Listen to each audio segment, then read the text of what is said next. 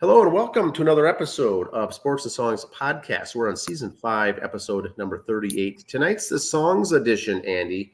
Yes. We're going to talk music, albums, concerts, tours, singles, tribute bands, all sorts of goodies on our songs edition here. It's a Thursday night, July 25th, 2024. Tonight we're going to do an album review. We've never done an album review relating to this female artist. Are you sure? I'm sure. I thought we had.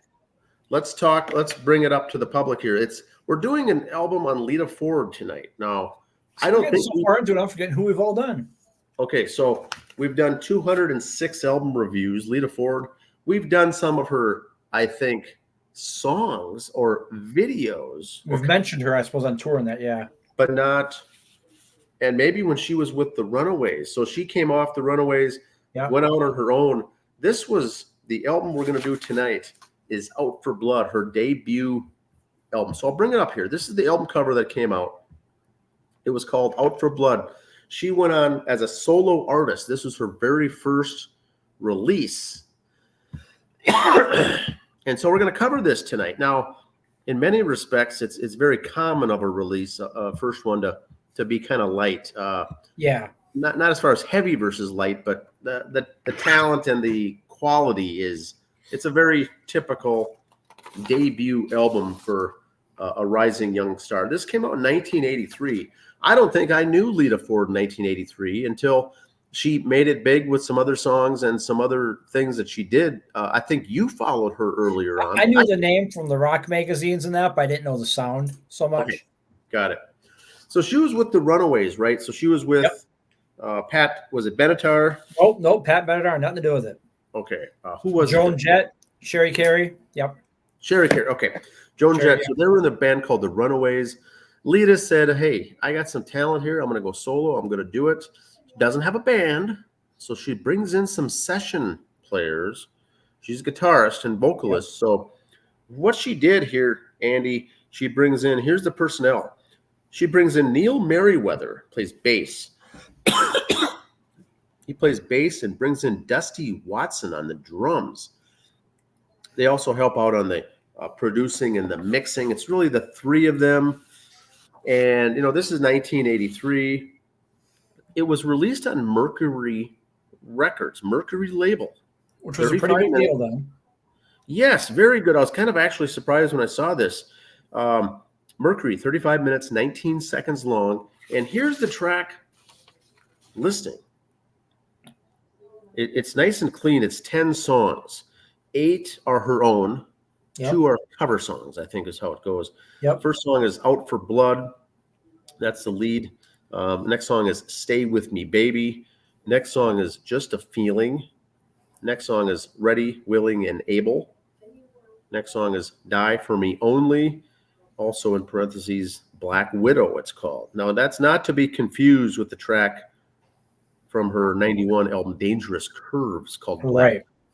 So this is Die For Me Only.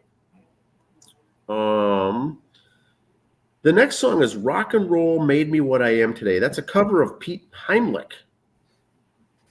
Yes. Heimlich cover song. Next song is If You Can't Live With It. Next song, On the Run. Next song is Any Way That You Want Me. That's a Chip Taylor cover song. Yep. And the final track on the album is I Can't Stand It. So, Andy, here's a question. These songs are all 2, 3, 4 minutes long is all they are. It's a pretty quick album. There's no love ballad, no instrumentals. It just whips through pretty good. 8 original songs, 2 covers that she does. Pretty good, I guess. It's 35 minutes long, and it's on Mercury Records, so I can't really complain. But the song... It's a good first album for someone coming out of a band. Yep. Because you don't want to reinvent the wheel. You don't want to get too big. I thought it was a good, safe first album. Yes, that's what I would call it. She didn't push the envelope. What she did do, Andy, is if you take a look at that album cover now, she tried to portray the heavy metal rock image. The blood dripping, Out for Blood. There's a spider web. She's in a leather-clad deal there with a broken guitar with blood coming out. She did try to have the heavy metal inspired image here. Yep. But look what they did here when they revised the album cover, kind of softened it up a little bit. They still used her looks. Body. Can't argue with that. And she's holding a guitar, just a soft image there with Lita Ford saying "Out for Blood." Nothing nasty. Which one do you like better? Or do you have thoughts on either one? I like the second one better because the first one was so stereotypical hard rock, heavy metal. I agree. And we talked about this in the pre-show meeting, and I, like most guys, had the Lita poster, had pictures from the magazines, from the rock magazines of her, oohed and out over her body and this and that. But the album covers, they tried to use her ass to sell albums, not her talent. Yep. I'm not saying you can't put a picture of her on there, not saying that at all. But they could try to get a little more creative instead of just the spandex and the high-cut leather suit. The fishnet, yes. She was, or is, a better-than-average guitarist. Okay. I'd never put her on a Mount Rushmore of guitarists or a top 10, but better-than-average guitarist and a better-than-average singer. She was a good artist. And I think she could have done better and got more respect if they would let her talent sell the albums, not her body. Yeah, fair enough. So, but what she did here for this first album, and as long as the rest of the 80s, she stayed with that heavy metal inspired image that she maintained for the rest of the 80s. Can't argue with it, but here, just to show it again, it's almost trying too hard. Here's the new one. Right. So it is what it is. She does all the lead guitar, all the rhythm guitar, and all the vocals. So she's talented. Yes. She was with the Runaways. She's got connections. They pulled this off on Mercury label.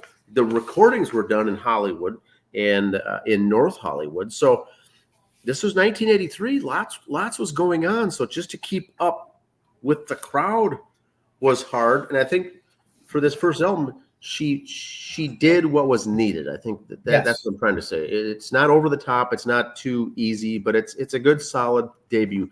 Now she's got something then to work from for her sophomore album, right? Yeah. And, like I said, all her stuff was good. It was really good. I mean, I've liked all of her stuff. But nothing was like, oh, my God, the new Lita Ford's coming out. Make the whole, I guess, camp out overnight for this album. They weren't that good. Yeah, I would agree with that. And the session players that she picked up, with the bassist and the drummer, listening to the tracks again, there's good drumming. The bass is very good. I can't complain on anything. It's not like she didn't need to bring in a bunch of hacks, a big name star, to do this. This was out for she was going to be the name anyway, so she didn't want to bring in a bigger name than herself. And I think because since she was leaving the Runaways, she wanted to show it was her. She didn't want to have a big name bassist or a big name drummer on there. She wanted to be her name and talent carrying it, which was a wise move. Now, on this album, I didn't see if there's any singles released. Out for Blood, the first one. Out for Blood. So that was just the only one. Was there a B-side? There was a video made for that. I was just watching that beforehand, and it was very corny, very cheesy, very 1983 MTV. So yeah, so that's what I would say about this album. Very stereotypical, what you would expect. Doesn't blow the doors off. It's not too light. It's not too heavy. It's good. It's good rock and roll music. Yep. I got no qualm about that. But I don't think it ever would have gone 2-3 times platinum. Yeah, even platinum itself. This album would have a hard time going gold. But she laid her foundation and moved on and became a big name, a household name later on. And this is what was something that's needed to do. You need to lay that groundwork, right? Yeah. If this was still the 90s, I'd say if you find this in the discount rack, pick it up. That's the type of album it is. Yeah. So and nowadays you want to look it up on Spotify or YouTube and get it, sure, go ahead. No offense, I love Lita, but I wouldn't put $3 down to buy any of it. I just listen for it for free on Spotify and go from there. Yeah, I think that's very good, very safe review for anyone listening. Longtime Lita Ford fans there. This is her debut album. Nothing big, nothing special, but she did become Lita Ford over the years, and this was that first foundation record that you needed to do you needed to do it to get it, number one, just out of the way so you can build your career. It's not going to be a top charter to begin with. But that's all I've got really on the Lita Ford album. Do you have anything else on her? Not on Lita, no. I just got my regular tidbits here to go. Oh, yes. So here we go. Speaking of Lita, she is on tour right now. And she will be in Minnesota September 27th up in Duluth and September 28th down in Mankato. And there you see her other dates in the rest of the free world. If you're in one of those other towns. Yeah, she's out there. She tours, does a lot of shows, very active on social media as well, and plays a lot of the songs that you're going to know at the show, of course. And she's got some bigger names on her. Okay, bigger names. Not studio musicians with her on tour now. Let's just put it that way. Guys who used to be in other bands play with her now, so they have a good time. I'm sure. Yep. Good stuff. Thunderstruck, an AC/DC tribute band. Nothing in Minnesota. A lot of Indiana. There's an Iowa show coming up here August 2nd. But a lot of Midwest will say Indiana, Ohio, stuff like that, Kentucky. You get a chance to catch these guys, please do. Very, very worth it. Check out Kyle, the guitar guy, on his YouTube page. That's his YouTube page.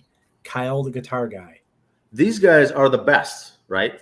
I think so, yeah. Of AC/DC tribute bands, Thunderstruck is number one. You got to see these guys. Andy has seen them live. I have never seen them yet. Dave Moody from Hairball used to be the lead singer in this band. So that shows you how good quality they are. They're not just a bunch of guys who dress up. Not hacks. These guys are the real deal.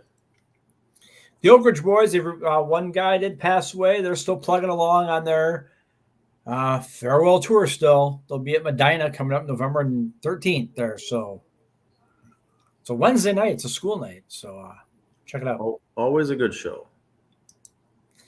And 38 Special playing at Canterbury Park coming up here August 2. They've been putting out some concerts at Canterbury this summer. They're 38 Special doing their bit. And these are on the racetrack, facing the grandstand. It's not going to be till next year when they start playing in the amphitheater. That's almost done now, but that amphitheater is going to be outdoor, concert only, 19,000 fans. Yeah, that starts next year. This year, they're still playing the regular. They're still sitting in the enclosed seats or the outdoor seats, and they're setting up the stage. Still outdoors, but boy, that amphitheater should be a blast. Def Legend, they're playing in Sturgis August 4th. So those of you in the South Dakota area, Sturgis, kickstands out in Sturgis, go check these guys out. Def Legend. Had them on show. We've seen them at Medina. They do come up here in Minnesota. Texas-based group. They come up here quite a bit. They're good. These guys can play all the good. And they play, the old stuff, the new stuff, the in-between they cover from high and dry through now. So, yeah. Yeah, they really do well. Good job. So, you got to know your Def Leppard catalog. Your catalog, yes. Matt Alice. And Chanhassen, Saturday, August 31st, the Chanhassen Dinner Theater. Yes, that's what I said, the Chanhassen Dinner Theater. Interesting. So check them out. Check our calendars. They are a very good show. Who's opening there for them? Lithium. Okay, so it's two Seattle-based Nirvana, kind of Seattle Sound Pacific Northwest. That should be a good show. Labor Day weekend, or that'd be then September or August 31st, right? Okay, yes. That time, yep. So check it out. I like it. Now, see, this is how you used to have to look for albums back in the day, kids. Okay. This is how we found our albums. And if we were doing this today, I'd have you looking for American Aquarium, A Fear of Standing Still. Now you're scratching your head going, Andy, who the hell are these guys? Okay. Well, it's a second album produced by Shooter Jennings, Waylon Jennings kid. They're a country rock, southern country band. So I say Shooter Jennings is producing the album. It's that type of southern rock. To tell you the truth, I found out about this album on 93X's page for album releases. Okay. That tells you where it is. I listened to some of their stuff. It's pretty cool. If you like that southern, outlaw country, I guess, whatever I'll call it. Pretty cool. I don't know where about, but it does look there October 7th, they'll be in St. Paul. Like I said, I got this information off 93X's album releases pages. Okay. You can look them up. American Aquarium. Check them out online. Pretty good listen. Again, it might not be your cup of tea, but open your ears. Spread out the sides. We try to go outside the hairband quality here all the time, and this is what we're doing. I've not heard of these guys. I will certainly give these guys a listen because you know what? 12 hours ago, I hadn't heard of these guys either. I was doing some research. I was flubbing around and came across these guys. I thought, hey, I'll throw these guys out there. They were making my day enjoyable listening to it. So okay, I suggest you give them a listen. And that's what I got, man. That's kind of how I roll today. Good stuff. You know, check out some other stuff. You know, you can go to 93x.com. We look there for new releases every now and then. You can check out Rolling Stone magazine, but you got to pay for that site. So trust us on our social media where we dig up stuff for free. Go outside that box. Go outside that box. Is it kind of a Leonard Skinner, Molly Hatchet kind of a feel toward, or is it different? More rock and roll than that, but yeah. All right. Yeah, be sure to give them a listen. If 93X is pushing them, more likely they're going to be good anyway. So that's half the battle. Jennings, listen to some of his stuff too. It's pretty good. There's some of these country guys that are touring with rock guys now. You hear Chris Stapleton's name I hear out there a lot. Yep. I still haven't listened to any of his stuff, but Lisa in the commissary recommends him highly. Okay. Cousin Wally recommends him. So if Wally recommends him, he can't be half bad. So yeah, I have to do that. You have to do that. I have to give that as your and whether you like it or Spotify, check some of those songs out. Like you say, whether you like it or not, we're here to grow your musical backgrounds. Get exposed to new things. You may like it, you may not, but we're here to offer up some new things. And every now and then you gotta clear that musical palette, clear out the ears, and listen to something different for a while. You know, listen to some of this for a little bit, just to kind of refresh it so everything doesn't sound the same. I've been on a Led Zeppelin kick last couple of weeks. They got medicine for that to take care of that. Yes. So I'll be looking for something new here this next week. But that's all I've got for the show tonight is episode number 38, the Songs Edition. We're Dan and Andy, your hosts. Thanks for listening. Please leave a comment down below if you have any questions, concerns, comments, or requests, I should say. Requests suggestions, yes. Suggestions. That would be great. Have a good week, everyone. See ya. See ya.